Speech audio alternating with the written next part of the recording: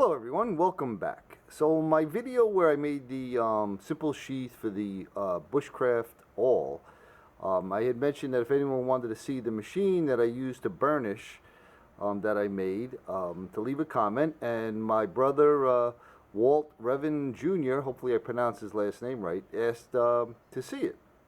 So I'm going to do a quick video and I'll give you a demo on it. So basically it's just on a piece of plywood. Over here is a 24 volt transformer. I just have the plug sticking out the end. The motor's here, it's got a gear on it. I got this tooth belt going up to this gear, and this is just a piece of walnut that after I had it on here, I just turned it with a file.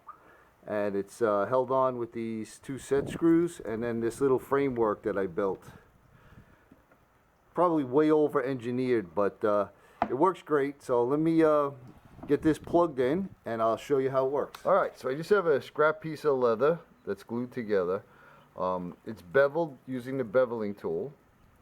And if you don't have a beveling tool, you can make up a little block like this.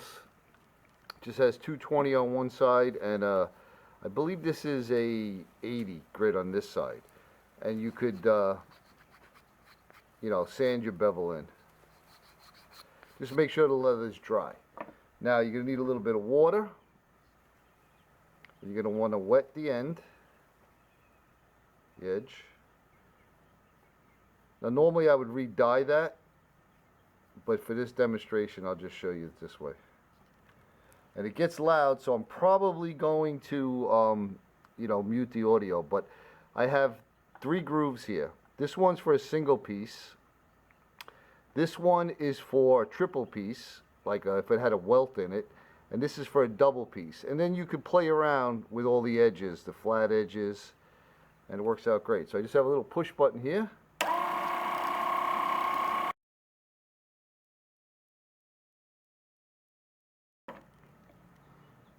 There you go. Now that literally was, I would have to say, 45 seconds.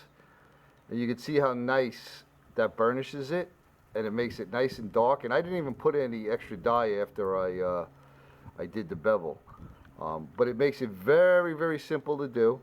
Like I said, it can be done by hand, by rubbing it. But this machine just really, really makes a nice edge, nice and shiny, and just binds that all together.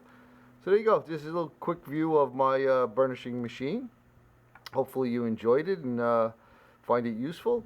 And like always, everyone, I appreciate your views and I appreciate your comments, and I hope you're having a great day, and we'll see you on the next one.